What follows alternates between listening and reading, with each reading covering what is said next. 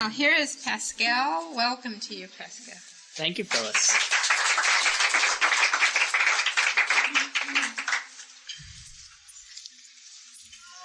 Well, Jai Baba, everybody. Jai Baba. How many of you were here in October when I gave my talk then?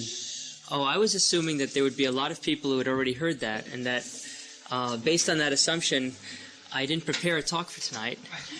And what I thought that what would happen would be simply a continuation, in effect, of the kind of question and answer period that we started at the end of last time, so that it would be geared much more to the kinds of questions that you have that pertain to anything that has to do with what happens to us from the time that we prepare to drop the body until, for most of us anyway, right now, come back into a new body. At some point there's that flight to the Oversoul, but I'll let Phyllis describe the process of how that all works.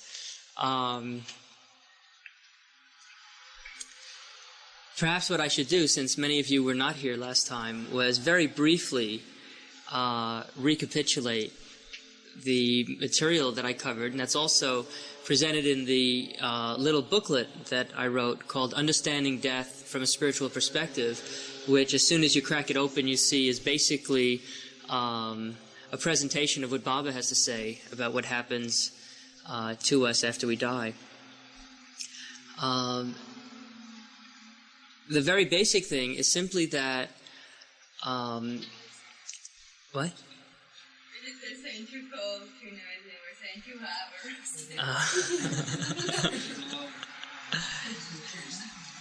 well, that's part of the duality, you see, that we...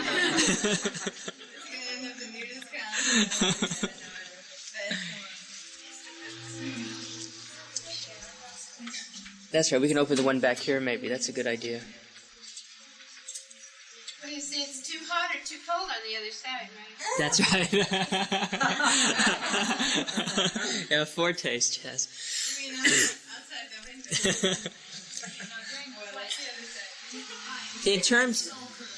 In terms of all of the issues that have to do with facing our own deaths, and right now most of us can do that in a kind of detached theoretical sort of way, because from what it looks like around the room, we still are thinking in terms of the movement of our lives and the movement of our energy, still having a lot to live in this particular lifetime.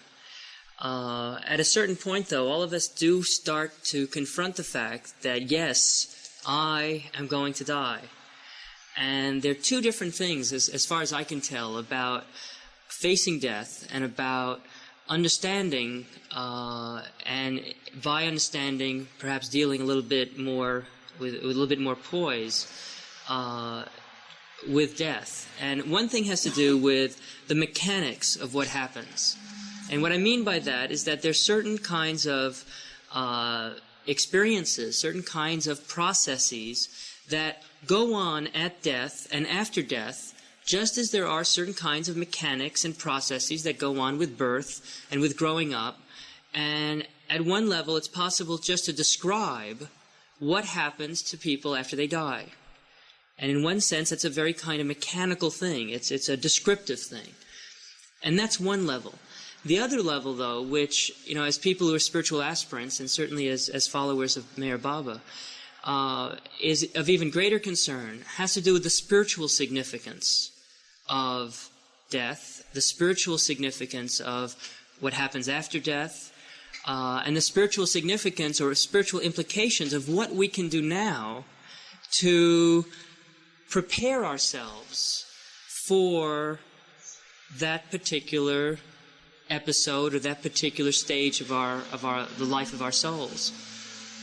Last time I focused primarily on what the stages were, what the mechanics of death, of dying, of life after death were. And I'll just review that very, very briefly. And perhaps what I'll do is speak a little bit more about the spiritual implications of the whole process that we're all right in the middle of. The mechanics are pretty straightforward. And those of you who have read the section on reincarnation and karma in the 3rd volume of the Discourses, or have read the essay on immortality in Listen Humanity, I'm sure have been able to piece this together if you've sat down and kind of looked how it all fits together. Basically, there are, I suppose you could think of 5 basic stages of what happens from the moment of death to the moment of rebirth. And just as in our development in the physical plane, from the moment of birth through the process of aging, there are certain kinds of stages and certain kinds of learning processes that go on. And developmental psychologists talk about the different phases of development of children, and then we have passages in the developmental stages of adulthood. In the same way, there are these kinds of stages that happen after we drop the body. And very briefly what they are, the first one has to do with, what I call the withdrawal stage. And the withdrawal stage has to do with really our soul, our spiritual body, our astral body, our subtle body, mental body, withdrawing from, detaching itself from the physical body. And this is a process that, for those who live to a ripe old age and or who have a terminal illness and have a long process of coming toward their moment of death, is something the withdrawal stage can last many, many months. And it's a time when there's kind of a going in and out of the physical body in preparation for the final severance and the final detachment from the body. In cases of accidents, of course, and sudden death, there isn't that longer-term preparation and that longer-term transition. The withdrawal phase is almost instantaneous, of being pushed out of the body. But normally, under normal circumstances, there's a whole period of time of the dying process where the astral body, the subtle body, moves in and out of the physical, which means that a person is more or less conscious of the environment, more or less conscious of the people and aware of the people around, and more or less coherent as far as anyone else would judge during that time. And this is really a time of beginning to acclimate to not being in the physical and not orienting toward the body, not orienting and working through the physical senses. Death occurs with the final moment of this withdrawal phase when what's called the silver cord, it's like an umbilical cord that connects the astral body to the physical body and is really the channel for all of the prana, for all of the subtle energy, which Baba describes as being the life energy, the life force that keeps this physical frame alive, is the prana, is the energy that comes through into the physical body because of the silver cord, which is the way it's talked about in the Bible.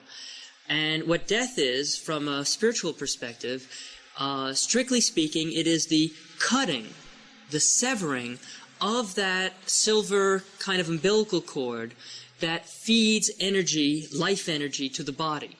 And when that occurs, when that silver cord is snapped, then the prana can no longer vivify, keep alive, activate, energize the physical body.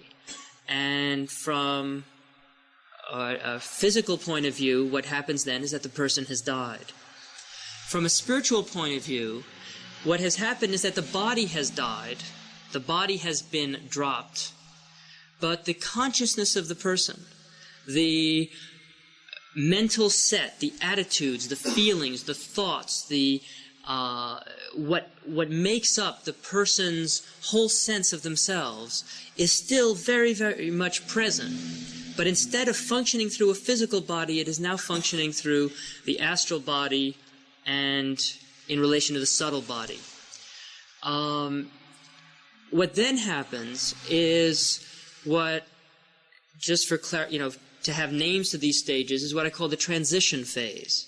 And the transition phase is the time when the consciousness detaches from the physical and from the attachments to the physical and is willing to let go of that and go into the astral plane proper. Some of you may have read Raymond Moody's book, Life After Life, or heard some talk about that, where people who've had near-death experiences describe feeling themselves drawn out of their bodies and experiencing a dark enclosure, very much like a funnel or a tunnel, and seeing and experiencing a light at the end of that tunnel, a spiritual light, and feeling themselves being whisked up toward that light. That process is what's involved in the transition phase, a process of letting go and detaching from the earth and going up into the light that is seen when someone is dying. Ordinarily, Baba says, this process, this transition process, lasts from 3 to 4 days. And the reason that it lasts that long is that most people have become so emotionally attached to their bodies, to the life situation that they're in, to their friends, to their family, to their work, to whatever it is that is the context of their lives, that they can't simply turn around and leave. It takes 3 to 4 days to break the emotional attachment to the earth plane and be ready to go into the astral for that next phase of learning and next phase of experience. There are a number of things which can delay that process. And Baba lists those in the article in the discourse in Listen Humanity as being suicide, being addicted to drugs or alcohol, or having some very deep craving for some kind of earthly desires or cravings. That if there's something that you need the physical body in order to experience, and the example I always use is my craving for Jamocha almond fudge ice cream. I mean, when that craving hits, the old bod is what I need in order to go and get to the Baskin-Robbins store and satisfy that craving. And being in the astral, the craving is still going to be there. You see, a craving is not a physical thing, it's a mental thing. Desires are mental, they're not physical. Addictions are not physical, though there are physical manifestations of the addictions. Any addiction is a psychological, mental fact, and will continue after the death of the physical body. So that one could get hung up if one continued, if one hadn't worked out one's cravings in a given lifetime, one's attachments, then dropping the body, one still wants that cigarette. One still wants, gotcha. One still wants the Baskin-Robbins ice cream, or the drug, or the alcohol, or whatever it might happen to be. And this is one of the basic reasons why in all spiritual traditions, spiritual masters strongly, strongly advise their students to work on and overcome any kind of habit that has a source in craving, that's a bodily craving. And there are lots of dimensions of why that would be recommended, but one of them is that it can delay the transitional phase and prevent the natural unfoldment of the afterlife process. Yes? Yeah, but what blows my mind is, okay, okay, you're on the other side. You're given your roadmap already. You have certain things to do. You come down, and then you're ready to go back. I didn't think you could leave until you are, whatever's to be worked out is worked out in some way. So why this craving thing to come, I mean, you must have had the craving somewhat if it's such a deeply embedded thing. Okay, that's a good question. And the point that you're making, which is a good one, is that we're each allotted, and when we come into physical life, there's a certain amount of karma, there's a certain destiny, there's a certain series of experiences that's allotted to us, that we have to go through and learn from. What is not determined is how we deal with those. So that the opportunity does arise for us to go through those particular events or those particular karmic situations. But whether we deal with those in a way to dissolve the karma, and dissolve, in this case, cravings, or whether we deal with those in a way to reinforce it or create new karma, that's up to us. So that it's quite possible for someone to live in such a way and decide, I mean, we do have free will, to decide to reinforce certain habits in such a way that on our way out, we are just as burdened as we were when we came in, but it'll be with different burdens. I mean, we have our opportunities, but what we do with those is really up to us. And it is true, though, that one does not drop the body until one has gone through the karmic situations, the destiny of that lifetime. There is a blueprint to each lifetime. And one only drops the body once that blueprint has been worked through, or gone through. Going through it, though, does not mean that it's all dissolved and taken care of. I just thank God Bob was around, because that's like, I don't know which way creation's moving. I mean, not really. I mean, you just need Christ, let's face it, because Yes. it's just like this. That's right.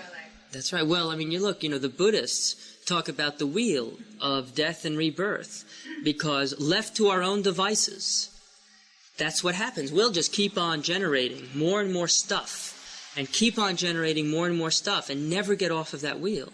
And one of the things that's been deeply, deeply understood in the East for centuries and millennia is how totally, what a vicious cycle we're all involved in. And I agree with you. Thank God for God. And thank God for the avatar, because there is a very clear manifestation and path to help us cut through that, through devotion, through love, and through obedience. And you're right, that sure makes it easier than having to figure out how to do it yourself. Yes? I'm not sure how to phrase this question, but you say there's certain karma that we have to work through during life. And you say that a lot of it may not be taken care of. Well, let's say you were a little advanced and you took care of most of it.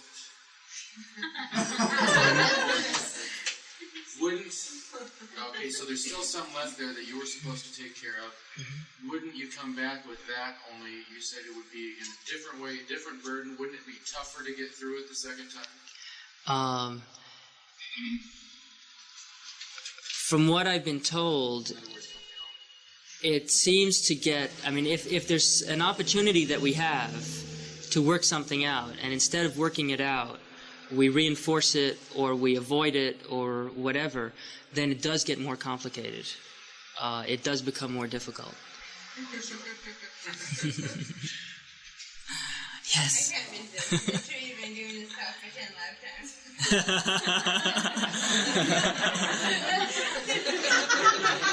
Let me count.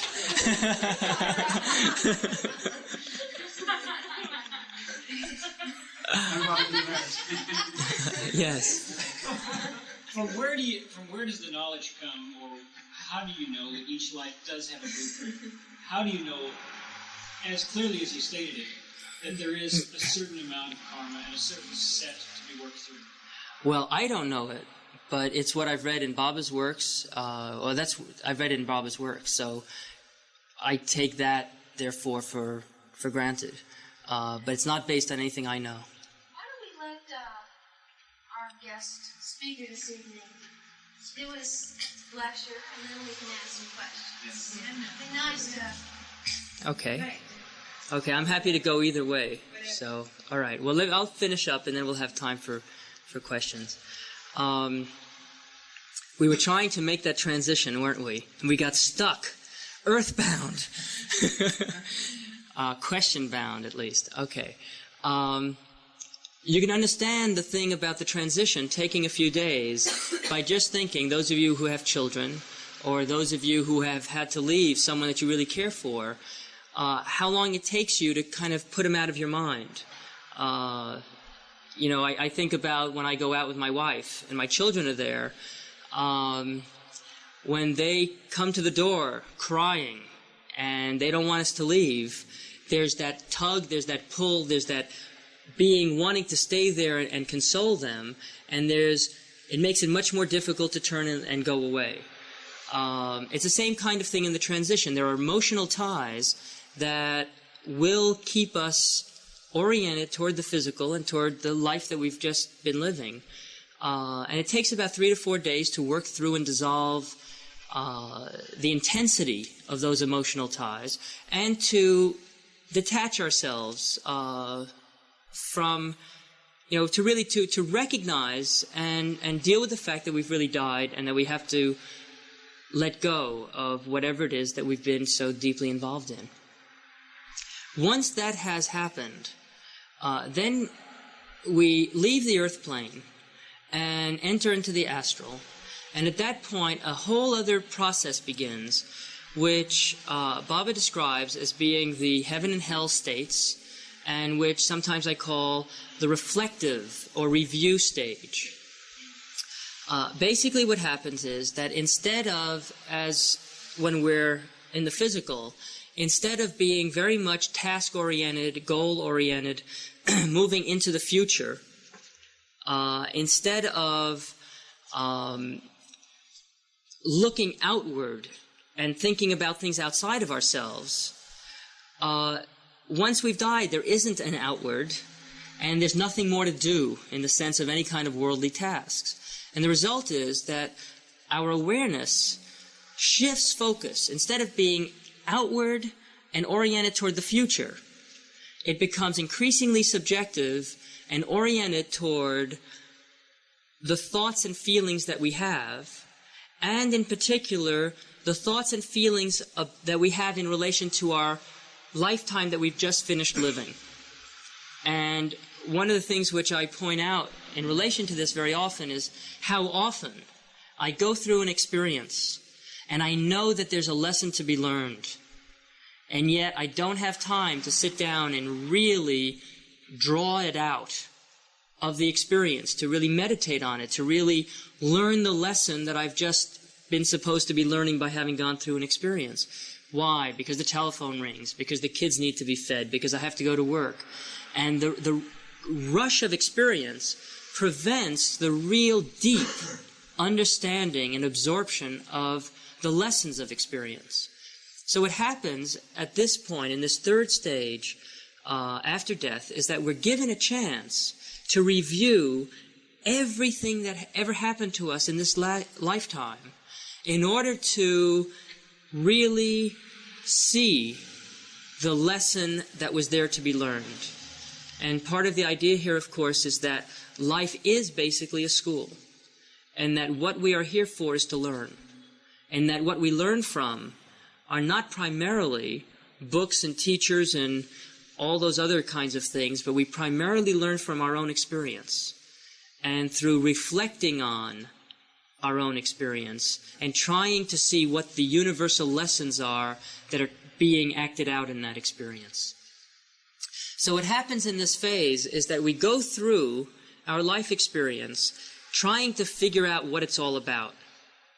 And there are a couple of things that differ at that point from how it is when we just try to reminisce right now, as we might do, whenever we have a few free minutes or seconds or hour or two.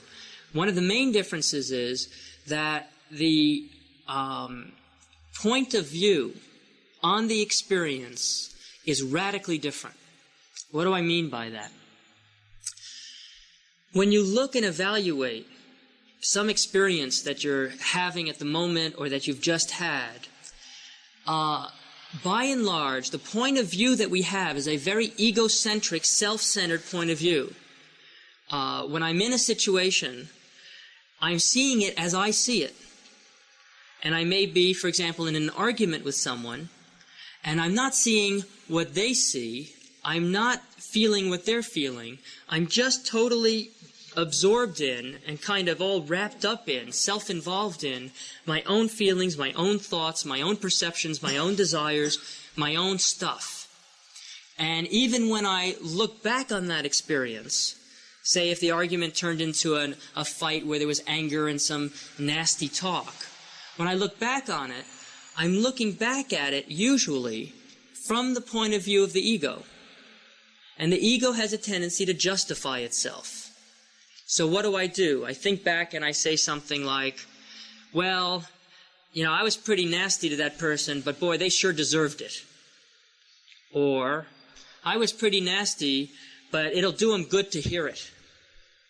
Or, some kind of thing to kind of make me feel better and to justify what I did in any way that my ego can feel justified by it, by kind of doing some kind of a rationalization like that. But what happens in the astral is that the self-justifying ego is no longer the one, or the part of our consciousness rather, the self-justifying ego is no longer the part of our consciousness that is making the evaluation. We have a much more objective overview of the whole situation, and we look at the situation, in a sense, holistically, and not from a very limited portion of it, which is the portion that we were identifying with at the time we were going through it. And what happens is that we have a direct perception in the review phase of the thoughts and feelings of the people we were with. So that in reviewing that argument, what I would then be seeing is not only my own thoughts and feelings, but also the thoughts and feelings of the person that I was with, and how my words affected that person, and what I did, and my facial expressions, just the whole situation as a whole is seen for what it is objectively, not in a self-justifying, limited kind of way. Now,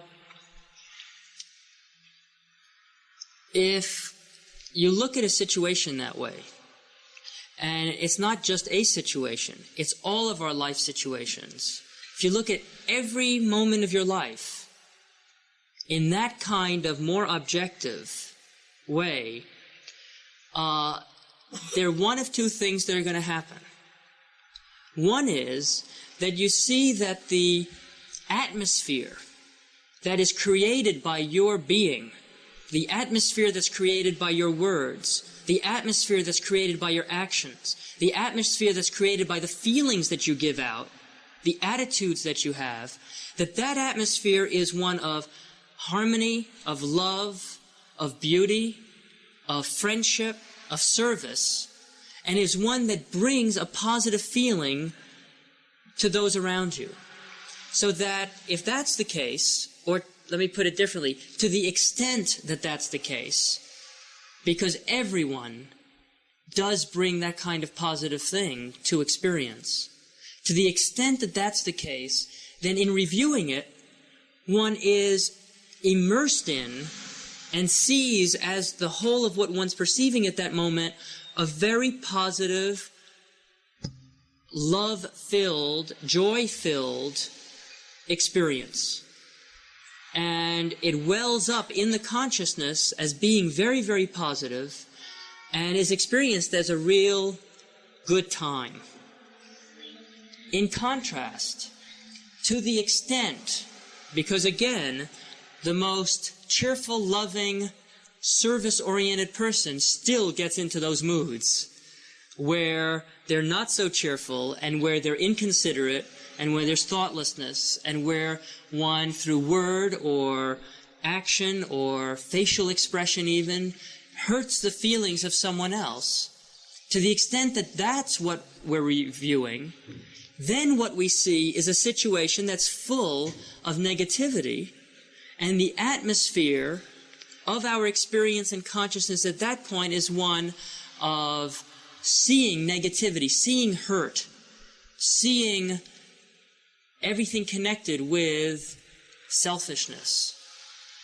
And of course, the atmosphere like that creates a sense not of joy, but of deep remorse.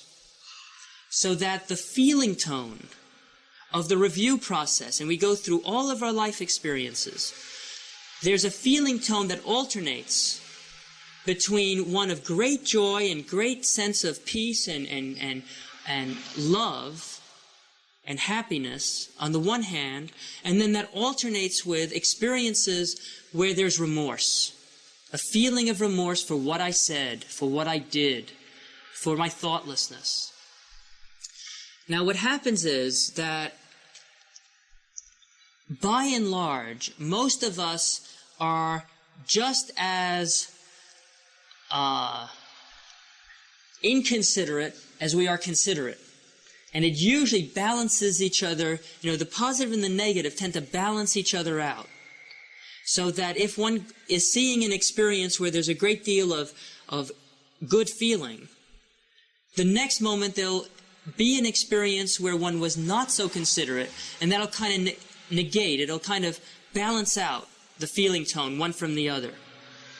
What happens, though, is that there's invariably a preponderance of one or the other. Either the majority of what we presented to the universe in our lifetime was harmonious, loving, considerate, concerned, or the majority was more selfish.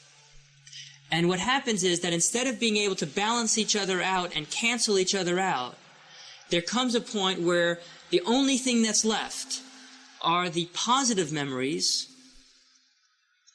or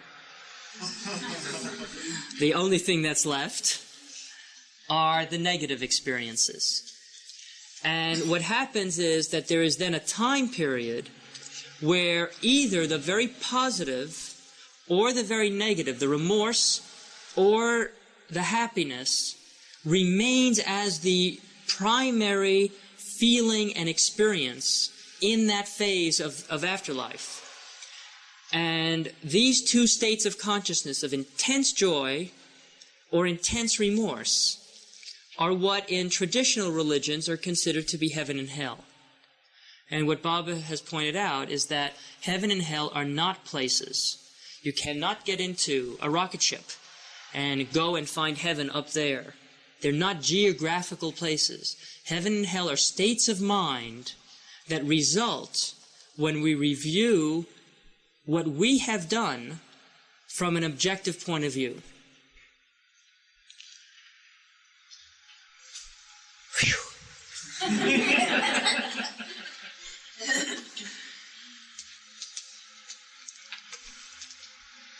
For good or for bad, that phase is limited. And I suppose it's for bad if you're having a good time, and it's for good if it's painful. But the duration of these states of consciousness, the hell state and the heaven state, is directly proportionate to the amount and quality of the experiences that you had in that lifetime. It's a direct reflection of it. Baba calls it a shadow. It's the life after death is a shadow. It's a reflection of the life that we've lived here, except much more intensely.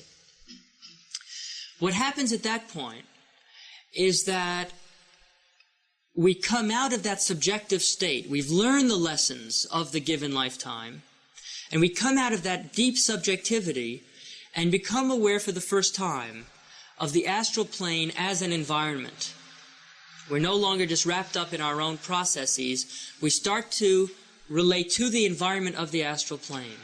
And Baba goes into virtually no detail about this aspect of it for lots of good reasons, because it's really not very important in terms of the spiritual significance of all of this.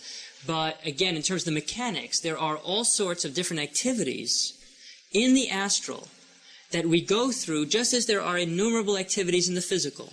And they're said to be schools, they're said to be places where artists and people artistically inclined can develop their sensitivities and their perceptions, just all sorts of things. And there's a whole period of learning. And that next phase is a whole period of preparation for rebirth through learning about universal principles as they manifest in the astral plane. At a certain point, the unfinished business that we still have from not only the one previous lifetime, but from lifetimes and lifetimes and lifetimes, that unfinished business starts to gnaw. And you know how you think you've left something behind you, like a college degree that you didn't quite complete, or a relationship that you kind of just split out of, or a book that you put down in the middle, or I'm sure each of you could come up with your own examples, and you think you've left it behind, and then 4 years later, you think of it and you say, my gosh, you know, I really do want to finish that book. I really do want to talk to that person again. I really do want to.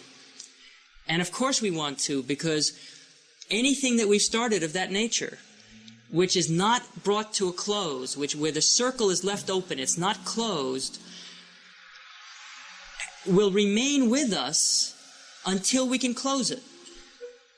And so what happens is that in the astral, the unfinished business, not only bad business, you know, a lot of people think that karma is a negative thing, that you only have bad karma.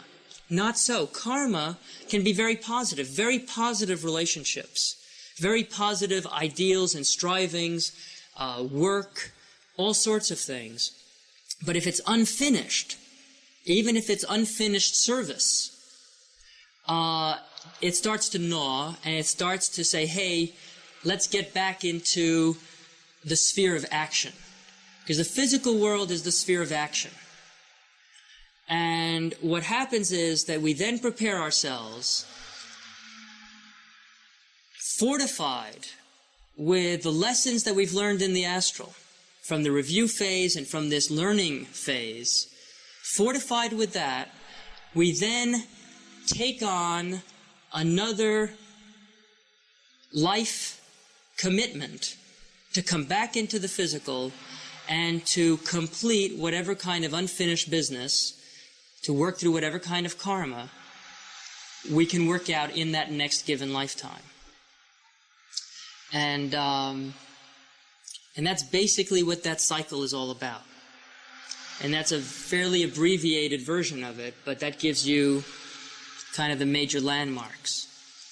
Now, before I take questions on that, let me just talk just briefly about the spiritual significance of all of that. Because to understand what happens, to know what we have to look forward to or what we don't have to look forward to, in one sense, doesn't help very much. In fact, not only doesn't it help very much, but it's kind of freaky, spooky, upsetting. At least one can find it that way. Because what does it say? It says that we're in this vicious cycle, like I mentioned earlier. That we're trapped. That we keep on having these experiences, and until we can handle the experiences so well and know just the right way to deal with our life experience, that we're going to keep coming back. And you know, it's a very funny thing about reincarnation. When I first heard about reincarnation, I thought it was fantastic. And the reason I thought it was fantastic was I grew up in a family and in an educational system where, as far as I was concerned, I was born, I'm this physical body, I'm going to die, that's it, zero. And I went through all the existential despair that you go through when you think that life has no meaning because all it is, and that's all there is to it. And so when I realized that we reincarnate, it was a great sense of freedom, a great sense of continuity, of immortality, until I realized that I would have to go to 3rd grade again. And I realized that one of the implications of reincarnation is that we got to do all that stuff again. The growing up bit, and the being in 4th grade and 3rd grade, and having Miss Immediato as your 4th grade teacher. I mean, really.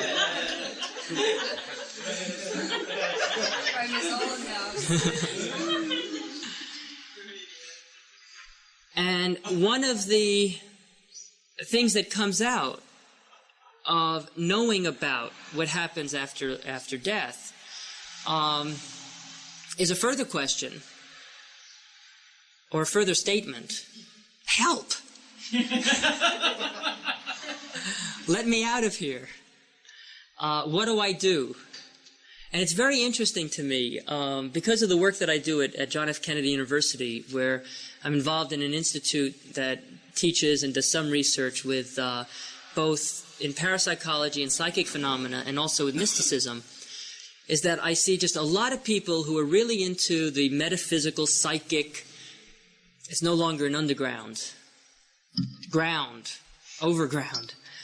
And it fascinates me to see people who are at a stage of their development where the fascination with the mechanics, the fascination with knowing what happens in that Summerland state, what happens here and what happens there in the astral, and the whole absorption is with knowing the kind of details of the psychic world. That fascinates me because there's no perception of any implication of, hey, what do we do about it? What can we do to have it all work for us in a way that is ultimately meaningful? And there's a very big difference, I found, between psychic and occult and metaphysical interests on the one hand, and spiritual interests on the other. And as far as I'm concerned, and of course this is something that Baba always emphasized, as well as every real spiritual tradition emphasizes this, that knowing about psychic things, knowing about occult things, knowing about metaphysical things has not only no value, ultimately, but can even be detrimental because of all the glamour attached to it. It can be a distraction.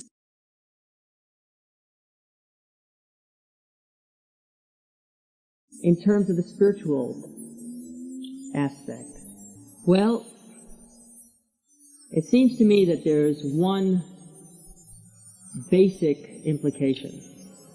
I mean, there are thousands of implications, but for right now, I'll talk about one basic implication. And that implication is that the thing that keeps us tied to this ongoing cycle of birth, death, rebirth, is our selfishness. It's our self-absorption, our self-interest. And that's the thing, it's the ego. That's the thing which keeps us attached not only to negative things, not only to anger, not only to greed, not only to the negative things, but even to the positive things. Right? I mean, the ego gets attached even to service. The ego gets attached even to being spiritual. My spiritual master is higher than your spiritual master. Right? I'm more spiritual than so-and-so. I mean, there are lots of ego trips, sometimes very subtle, sometimes very gross, that can go with being a goody-goody. And one of the things that is really emphasized in all of this is that the point of spirituality is not to be a goody-goody. The point of spirituality is to develop less self-interest. And as you study what happens in the mechanics, what you see is that it's self-interest that trips us up time and time and time again. It's wanting to have things come out our way. It's wanting to have a little bit more than someone else. It's wanting to control this or control that. It's wanting to define how things go. It's wanting to think highly of oneself. Whatever it is, self-interest takes a lot of different forms. The ego takes a lot of different forms. But that's what trips us up and keeps creating unfinished business. Because when we act out of self-interest, we're creating a situation that we're going to have to undo later.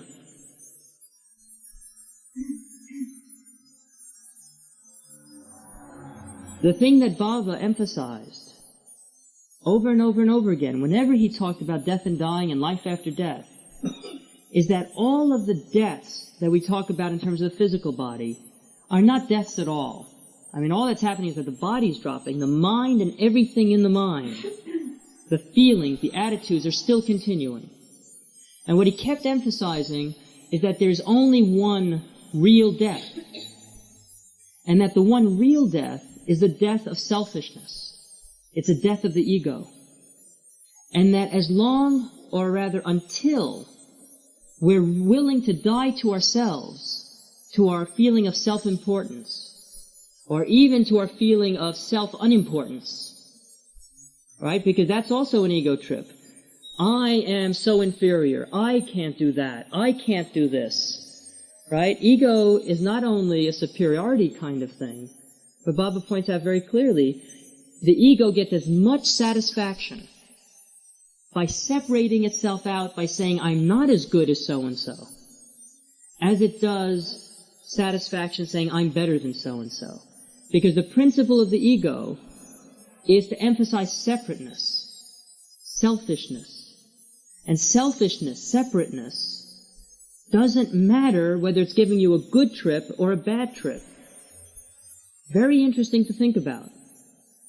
And what needs to die, what needs to be dissolved, is that whole tendency that we hold within ourselves of allowing the ego, allowing the selfishness to run our lives, allowing the selfishness and the ego to determine what we say, what we do, what we think, and to be at the center of everything that we do. And let me finish just this part of the talk by reading something that Baba said about that. I've got my little Baba note cards here that I prepared. And I found this in a marvelous journal devoted to Mayor Baba called The Awakener. And it's called The One Real Death. And this is what Baba says. He says, there is one real birth and one real death. You are born once and you really die only once. What is the real birth? It is the birth of a drop in the ocean of reality. What is meant by the birth of a drop in the ocean of reality? It is the advent of individuality, born of indivisibility through a glimmer of the most finite consciousness, which transfixed cognizance of limitation into the unlimited, which translated means the real birth is the moment when an individual drop soul experienced itself falsely as separate from God, separate from the Oversoul, as being individual. That's the first birth. What is meant by the real death? It is consciousness getting free of all limitations. Freedom from all limitations is real death. It is really the death of all limitations. It is liberation. In between the real birth and the real death, there is no such reality as the so-called births and deaths. What really happens in the intermediate stage known as births and deaths is that the limitations of consciousness gradually wear off till consciousness is free of all limitations. Ultimately, consciousness totally free of all limitations experiences the unlimited reality eternally. Real dying is equal to real living. Therefore, I stress, die for God, and you will live as God. And then, at a point in the new life, Baba said this: to try to understand with the mind that which the mind can never understand is futile. And to try to express by sounds of language and in the form of words the transcendental state of the soul is even more futile. All that can be said, and has been said, and will be said by those who live and experience that state is that when the false self is lost, the real self is found. That the birth of the real can only follow the death of the false, and that dying to ourselves, the true death which ends all dying, is the only way to perpetual life. This means that when the mind, with its satellites, desires, cravings, longings, is completely consumed by the fire of divine love, then the infinite, indestructible, indivisible, eternal self is manifested. Now we can have some questions. Yes? Why do we forget our last lifetime? Okay, good question. A lot of people, in fact, that raises a whole bunch of questions. Yeah. Question was, why do we forget our last lifetime? And then a follow-up question to that is, what about getting past life readings?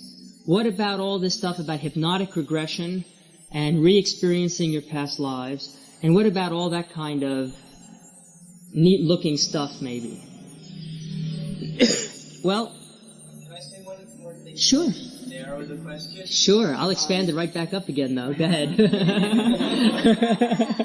I'm not as interested in knowing my past lifetimes. It just seems to make sense that if we carry all of that, maybe if we remembered it, we would learn our lesson quicker. I don't know. Yes, but okay. I'm really asking the question, why do we forget it dynamically as opposed to why can't we go back into our lifetime? Good. That's a very good distinction. Thank you. Okay. First of all, there's a very practical reason why we forget the specifics of our past lives. Before I describe that, let me just emphasize that even though we forget the specifics, we never lose the knowledge, the lesson and the wisdom that we have gained through those experiences. And I'll explain that in a moment. How would you like to know, through remembering it, that your wife was your father in your last lifetime?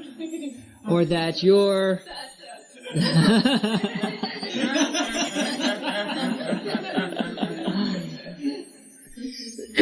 or that someone who is a colleague of yours stole you blind in the last lifetime and just really did you mean trick after mean trick. It would influence your relationship in this lifetime. Slightly. Enormously. Yes. And what we have to do in this lifetime, I mean, let's take the example of someone who in a past life really ripped you off. And not only ripped you off financially, but just was really, did a lot of negative stuff. Well, inasmuch as they are a growing person, they may be back this time to try to make up for all of that. If you relate to them in terms of the memory of their past, you're going to put that on them and not really give them the freedom to make up for it and to free themselves from the burden that they feel inwardly without knowing the specific details. So that until we are able to be so detached from all the people around us that finding out information like that would not make any bit of difference, there's a veil that prevents us from finding that out. And what Baba tells us in the discourses is that at that point, where there is sufficient detachment, then these kinds of memories do come spontaneously forward. Because at that point, they can be used to advantage rather than kind of befuddling the whole issue. So that basically is one reason why we don't have the memory. Wait, I want to spin off some things from that. A second reason is very interesting. In the little book that I wrote, the second half of it are questions that I asked Mersha to Deuce, because there were questions which I had, or that in the courses that I teach, students had brought up that I didn't have an answer for, and that Baba hadn't specified an answer for, and I wanted to see what she had to say about it. And one of the questions had to do with finding out the details of one's past lives through, say, a psychic reading in order to help untangle the karma. And what she said, I thought was just fascinating, because I'd never thought of it in this way. What she said was that anything that we do for the purpose of untangling the karma, rather than because it's the right thing to do, does not untangle the karma. Now let's look at that a little bit and see what she means. Okay. What she said was, and I'm paraphrasing, you can read exactly how she put it in the book, that if we do something because we want to untangle karma, rather than because we see what is the right thing to do in that situation, we don't untangle the karma. Because what's happening is, say that I've been told that such and such relationship, I say I have a problem in a relationship, and I'm told by a psychic reader, well, this goes back to this and that, and it's a karmic thing that you have to deal with. And let's say that I tolerate it. It's something that really gets to me, but I tolerate it not out of love, not out of compassion, not out of trying to understand the other person deeply, but because I say to myself, this is karmic and I've got to tolerate it, because otherwise it'll just rebound on me again. Look at what the motivation is there. The motivation is against self-interest. And the lesson that resulted in that situation in the first part isn't being learned. There isn't any addition of wisdom, of insight, of understanding by doing something because we know that it's a karmic thing. And the point of karma is not simply mechanically to do or undo something. The point of karma is to teach us deep wisdom, to deepen our intuition, so that we can not only deal with that situation, but that we can bring the intuition and the wisdom to new situations that are similar but look different. And this is where my second point, by now it's my third or fourth point on this, comes in. We don't remember the specific details of our past lives. However, every single thing that we have learned through those specific details is still with us. And the way that works, the way Baba describes it, and it's just amazing the way he describes it in the discourse on heaven and hell. What he says is that the purpose of the heaven and hell states, of that deep remorse for the negative things and that deep joy for the selfless, considerate sorts of things, is that it impresses upon our consciousness the moral and spiritual consequences of certain modes of behavior. He doesn't phrase it like that, but that's the gist of it. And what he's saying is that just as, Skinner knows this, that you can reinforce behavior by applying pleasure and pain, that's how you can reinforce impressions and condition people. Well, in effect, what Bob is saying is, let's take a concrete example. I think I used this example last time I spoke here. Let's say that last lifetime I had a tendency to go around stealing things. And I just did this a lot. And in my review phase, I see not only why I did it, but I see the effect that had on others, and I see the basic injustice of taking something that's not mine. And I go through the remorse. What happens is that a certain tendency within me, the tendency to steal, becomes associated, excuse me, becomes associated in my consciousness with a very negative experience of remorse.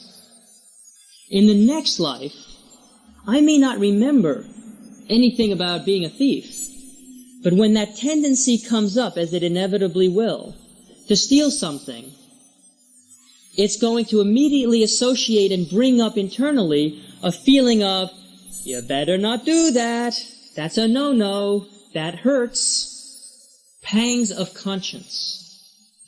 And that's what conscience is. Conscience, not the socialized kind of conditioned conscience, but the deep conscience, is all of the lessons that we have learned through centuries and centuries of lifetimes about things that are moral, spiritual no-nos. On the other side, intuition, where we're drawn to a particular way of doing things or looking at things or relating to people. Intuition is the essence of all of the soul's wisdom brought forward from all of the lessons that it's learned over those many, many, many lifetimes. So that what we are in the present, in relation to our intuition and in relation to our conscience, that is the deepest wisdom.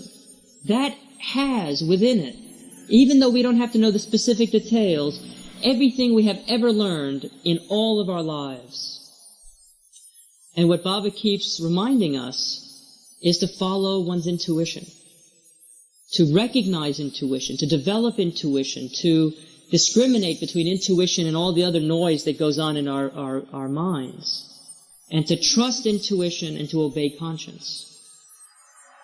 So that from a practical spiritual point of view, the point is not to do something because we know that in a past life such and such happened, and you kind of do this bookkeeping thing where you, through self-interest, you want to figure out the best way to do it. From a spiritual point of view, what's necessary is to tune in to that source of intuition and wisdom within, which everyone has, and to follow that. And that will be the path to liberation. Got to be careful the questions you ask. You're going to get... Let me ask you third. Yes. And then there's also something in the discourses about when you get another physical body, you start out with a blank brain. Yes. And so that association with the brain will tend to wipe the specific memories. That's right. That's right. And in a sense, the intuition and conscience are not brain memories, they're soul memories. And it's what we carry lifetime after lifetime with us. Yes. Question, you touched on it there at the end, if you could amplify some. The idea of getting rid of self-interest, and on the other hand, you have discrimination.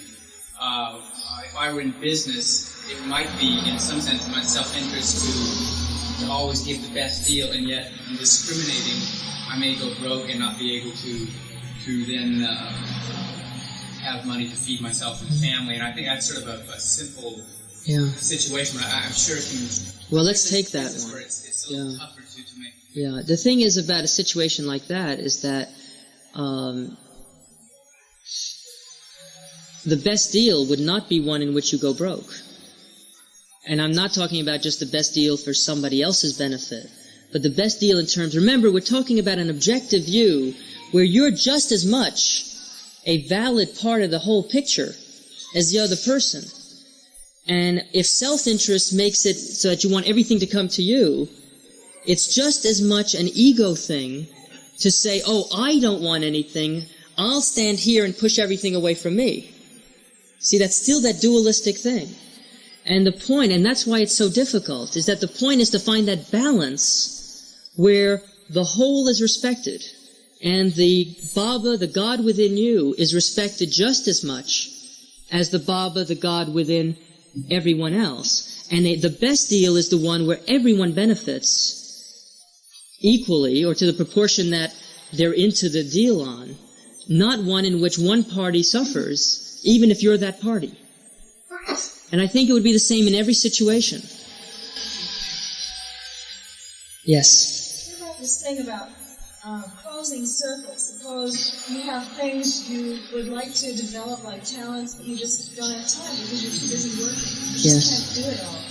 And then there's smaller things, like trivial things, like, oh, say I'm supposed to copy a tape for so-and-so and never get around to it, or they're supposed to send me a picture and never do it. And in a future life, it would be totally, meaningless. Does this have to be all these little odds and ends? Maybe even a third point, things about, like, I guess they call it sins of omission or something, like, say, you didn't go out of your way enough for another person, but just maybe how much are you supposed to, because you're busy too, Well, with all of those things, there's no outside precept or outside principle that you can kind of stick with. It's a question of just intuiting what the right thing is, given all the context and the situation. Worst comes to worst, you make a mistake in discrimination, and then you'll see it and learn from it. The best thing is to take care of everything. You just can't get around to doing it. That's right. Well, drive yourself crazy. and perhaps part of the thing there, and I'm the last person in the whole world to say this, the last thing there is to discipline oneself to not take on more commitments than one can fulfill. I see for myself that it's weakness on my part when I say that I can do something or say I will do something, when I just start getting stretched and either I can't do it at all or I do everything of such poor quality that it would have been better if I hadn't done it. Let's see, somebody who hasn't, yes. It seems to me, before you're talking about the origin of pangs of conscience and intuition as being the remorse or the joy from things. Then I think maybe that you're talking about you could do it in your lifetime and you wouldn't have to do it afterwards. Well, yes, that's right. Can you amplify that? I kind of didn't understand quite what you said. Okay, well, I didn't really say too much about it, but I'll say a little bit about it now. My describing what Baba describes as what happens after death is what happens in ordinary circumstances where, to the extent that there is unfinished business, let's just call it that for the moment, then all of these things are going to take place. Well, the point of spiritual development and of spiritual aspiration is not simply to let it all just keep going like that, but it's to try to discipline and orient our lives in such a way as to become freer and freer from those kinds of mechanical processes. And an example would be, a very simple example. Let's say that I borrowed $1 from you. And let's also say that I have a number of opportunities to return it, but I either forget, or when I think of it, it's 2 blocks out of my way and I don't feel like doing it, or I'm in a rush, or whatever the reason, and I don't return it. Well, there is going to be that debt. And if I don't pay it off, when I'm reviewing, that will definitely be some unfinished business that I am going to feel compelled to somehow make up. And some of you, periodically you read in the newspapers, I read a number of years ago of a man in Canada who was 76 years old and went halfway across the country to pay back $1.16 that he had borrowed when he was 17 years old from some company that he had never repaid. And as he was looking over his life, that was there as a debt, as a burden, and he wanted to die without that on his conscience. And he didn't believe in the post. And he didn't. I always wondered why he wouldn't just mail it, but my guess, why would you? It was probably so important that he wanted to make sure that it was really, and you can't trust even the Canadian post office. In the same way, to the extent that we're sensitive to these things, and we don't say, if I'm driving, I say, oh, that's 2 blocks out of my way. If I say, now wait a minute, it's 2 blocks out of my way, but it's a lifetime out of my way if I don't do it, and I go and I pay it back, then it's done. And part of what Baba is constantly reminding us about is to be sensitive to the way that these universal laws work in our lives, so that we make decisions based on it. And that's so important. You can read the discourses, and in one sense they're very abstract. And it really takes an enormous amount of effort to figure out not only what they mean sometimes, but what they mean in relation to what I'm doing when I'm driving my kids to school, or I'm doing this or doing that. And the thing that is so important to realize, and I'm just getting a glimpse of how much by reading Murshid's book again, is that all of this stuff that we talk about, all of the mystical principles, all the spiritual dynamics, is a matter of the most mundane, can't even say that word, mundane life experiences. It's not all sorts of highs and spiritual experiences and psychic experiences. That's not where spiritual development takes place. It takes place from the time you wake up in the morning, the time you go to bed at night, in every encounter you have. And something of a spiritual nature is going on there, and if you can tune into that, you can relate to it in the right way. And if you don't tune into that, then you will sometime. Yes? With regard to the man who still owed that amount of money, if he were 100% honest, wouldn't he have given him the rate of interest he got at the That invariably comes up as a question. And I should have once happened. I had somebody's money for some period of time, and I drew interest. yes. Well, I know that recently, about a year ago, a student who I had the university loan money to back 6 years ago came to the university and paid that money plus all sorts of interest because he felt the need to do that. And when this has come up before, in terms of I don't know, maybe so. My feeling is that the judge of that would not be an external interest rate. It would be the man's own conscience. And if in returning the $1.16, that satisfied his conscience, that would have to be the judge. In some people it would, and in some people it wouldn't, depending upon who knows what. But again, one has to always go back to the intuition and the conscience in terms of what balances and what doesn't. Should we take a quick stretchy, just stand up and go, "Rrr"?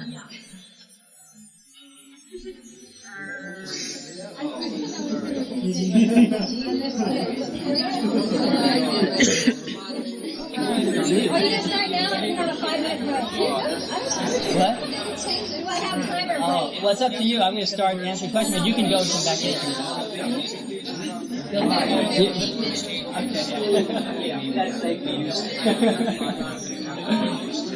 Okay. We have another 15 minutes. Another 15 minutes. Yes. I had a couple of questions. One, in presenting this to a normal group, it must be sort of awkward in the sense of trying to describe the whole process without really putting a period or a punctuation at the end with Baba as the one asset that people would have as far as the end to this continuous process. How does that... Did you all hear the question? Did you hear the question? No? Okay.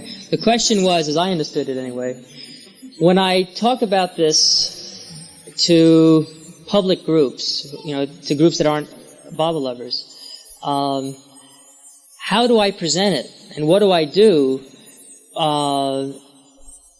so that it doesn't end with my saying, and therefore, you got to know about Meher Baba because otherwise there's no way out. Is that basically the... Okay. Well, I kind of play it close to the chest, you see. And my style of doing this kind of teaching or this kind of work is as follows. And I don't know if this is interesting to others of you, but some of you may find yourself in teaching situations also. And this is just a style that I've developed, and there are other people who do it real differently, and I'm sure that each one has its own role. But I've always been very sensitive to people laying trips on me. And what I've seen is in the first couple of years when I came to Baba, I was a very enthusiastic Baba lover. And I was happy to lay my Baba trip on anybody, even if they didn't want to listen, much less if they wanted to listen. And what I discovered was that as often as not, what happened was that I really alienated the people who didn't want to listen. And the people who did, well, they heard it anyway. I mean, they heard it, and that was fine, but that there was a lot of alienating going on, and a lot of what I felt was separativeness. I mean, the way I experienced it was that I was creating disharmony in the way that I was going about it. So what I found is that there are two things that I look to. One is the truth Baba's message of love and truth, the truth part of that has to do with talking about the things I talked about tonight. And because they're true, they're found not only in Baba, but they're found in every real mystical tradition. I mean, Baba himself, obviously, was the founder of all the major mystical traditions. So they're all there. And what I try to do as much as possible is to universalize it. And what I'm working with is not so much to draw people to Meher Baba, as much as to open up spiritual realities and possibilities in terms of whole worldviews. I mean, most of the people I talk with are not familiar with the kind of divine theme that Baba presents. And I see as part of what my job is in teaching is to make that seem real, or at least logical, convincing if possible. So that's one step. The second step has to do with those people who were the ones who, in the first place, would be ready to hear about Baba as Baba, and whose path is Meher Baba. And what I'm finding is that those who are drawn to Baba invariably come and ask about. I mean, they're the ones who pursue it at the level of saying, well, where did you hear this? Or what's your own interest? Or they want to personalize it more. And what I found is that it seems to work to generalize, universalize this kind of, Baba's teaching, but universalizing it, gets the concepts, the truths across. And then those who are Babas, in the sense of Meher Babas, and that the Meher Baba path, Baba's path in this lifetime is for them, it's not because I'm saying something that they're going to hear it. It's because Baba's drawing them, and if Baba's going to draw them and they're going to then ask me questions, I'll give the answers to them. And that seems to work for me. So I don't know if that answers your question or not, but that's... Very good. Yes? Suppose one does become aware of the astral environment, and there are all kinds of academies and places to expand personal horizons are there. And, for example, I were interested in music.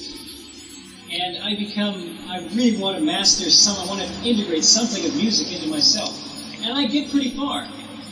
And I've got to come into this life, this next incarnation, art, business, whatever it is. How much of that, or is there any way of knowing how much of that as actually can come in? Is that as valuable as the work one does while on the earth plane? In other words, would that work I did in the astral be as valuable to me or have as much result as the work that I would do here on earth? The purpose of the work that we do in the astral is to prepare us or to enable us to bring it in. In and of itself, it has no value. The value that it has is in being actualized in the physical. So that, one way of looking at it is to say that what happens in the astral is study. That the astral is the place where we study. But studying isn't the whole thing. Applying the studies, being examined on our studies, is what happens in the physical. So that what's needed is, it's fine to do that studying, but only for the purpose of being able to apply it in the physical. And that's the only purpose that it has. So you're right, it doesn't have value in and of itself, but only as it can be brought into the physical and used, actualized, realized in our daily life experience. Is that what your question was? Yeah. Yes. What happens in a situation of cryogenics where a human is, for example, old and they have a terminal disease, but they're wealthy, so instead of dying, freeze their body. They go into a state where they say, well, I'll freeze my body, and so I'll be frozen, and then maybe at a later time they can thaw me out, just like a seed or a plant or something, thaw me out, I'll still be alive, they can cure the disease because the science is advanced, and I'll be well again. Okay. In terms of cryogenics, looked at from this kind of perspective, there are one of two things that are going to happen. Number one, Walt Disney's Number one, Walt Disney is listening. Number one, the astral cord, the silver cord, will snap. And once that happens, the person's gone is never going to get back into that body. And no one will, and that's it. I mean, there's just cryogenics or not, you'll have a frozen dead body. Number two,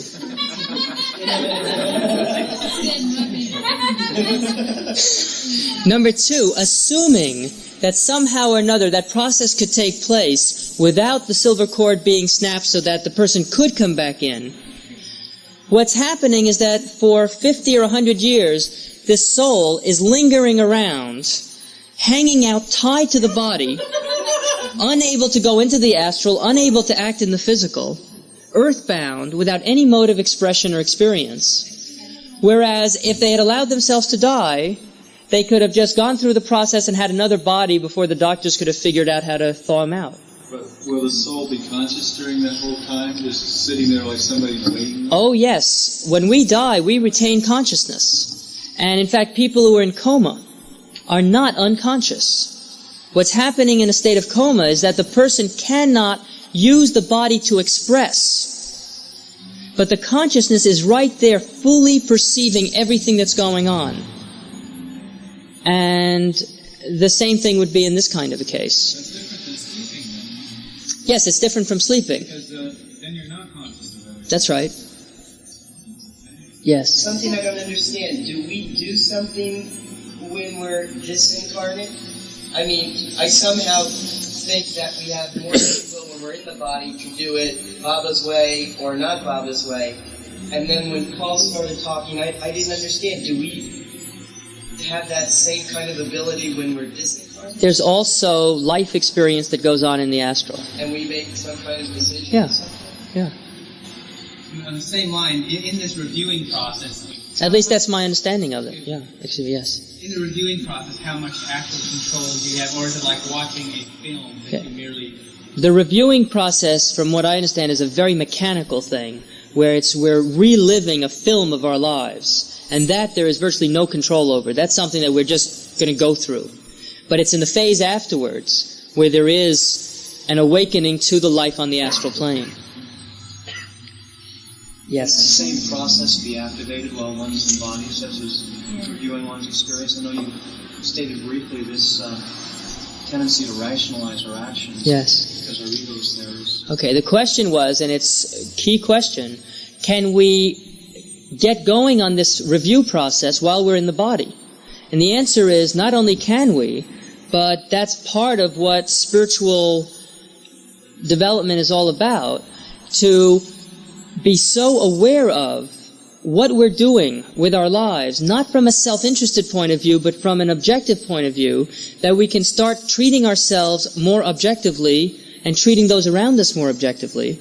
And one way to do that is to look over, say, the events of the day and see where we've had our weaknesses and where we could need to maybe rectify something that's gone on, both in terms of attitudes we've had, in terms of relationships and things that we've done. So, from a spiritual point of view, your question is the jackpot question. Yes, the whole point is to start that process now so that we... thing is to talk to the person, to treat the person as though, not only as though, but to treat the person knowing that they hear, see, and feel everything that you're putting out. And of course, when you start doing that, you feel awfully foolish, very often, because we're so accustomed to relating to the body, or let me put it differently, we're so accustomed to relating to one another in terms of our bodies, that when we start relating to somebody who is clearly not in the body, it feels like, real awkward and embarrassing. But if you can get over that very quickly, to talk to the person and to assure the person that you know they can't communicate to you, but that's okay, you understand that what they're experiencing, and it's okay, you'll continue to support them,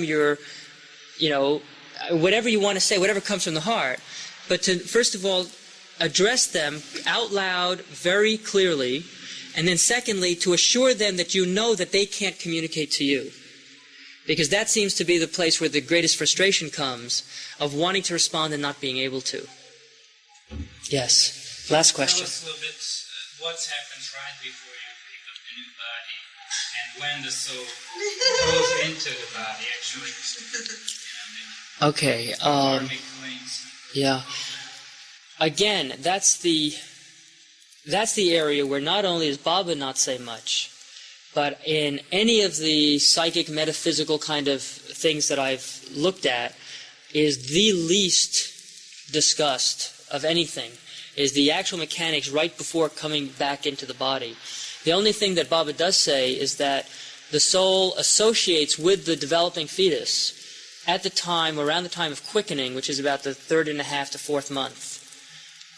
Beyond that, I really don't know anything more than that. Then the astral body is changed.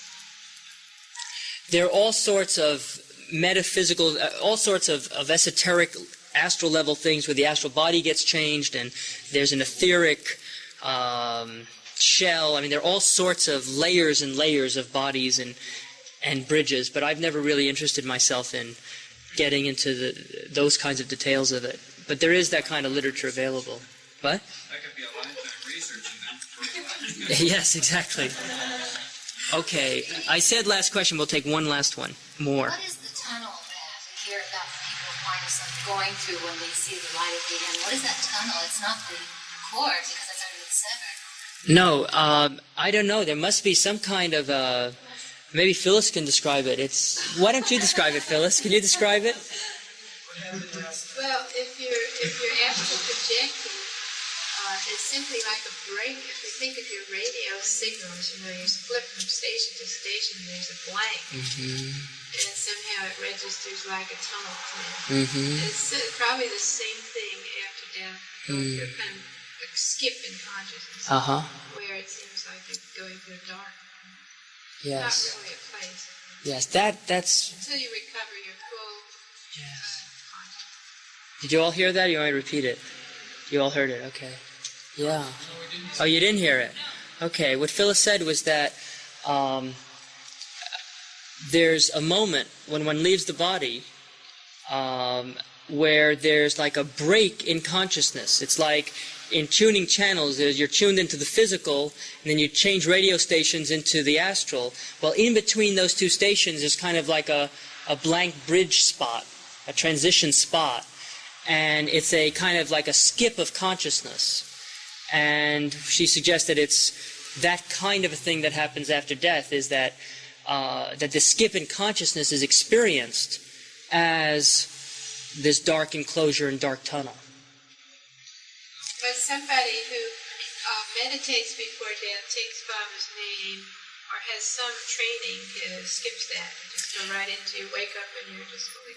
Yes. In fact, let me close with that one last thing about preparing oneself for physical death, because Baba said some very definite things about that, and it's something which he has said in many other of his manifestations. In virtually all of his manifestations, he's described the same thing, which is that if at the moment of death one takes God's name or the avatar's name as one's last thought, one's last word, with one's last breath, then not only do we skip that blank transition into the astral, but what happens, he says, is that we can experience mukti, which is liberation, which is the bliss state of God realization. And this is the only shortcut that there ever is to the whole thing of the path, is this state of mukti, of bliss, which can come about at death if one is focused on God. And of course, as he points out, in order to focus on God and remember God's name at the moment of death, when all of one's attachments are kind of screaming at us, don't leave, or I don't want to leave, it's something that you can't kind of put off until that moment. to try to think, well, when death comes, then I'll remember. And he says, take my name once a day, twice a day, 3 times a day. Say it for a certain amount of time every day, so that you remember me daily. And if you do that, then when you die, you'll remember me at that moment also. And for someone who is a Baba lover and a spiritual aspirant, remembering God, remembering Baba in particular, is really the key that he has provided us. It's the express train back to God. Not only express train, what does he call it? The jet plane back to God. And he recommends that we begin by remembering him daily and repeating his name daily. So with that, I'll say, Avatar Meher Baba Ki Jai. Jai Baba. Thank you, Pascal. Thank you.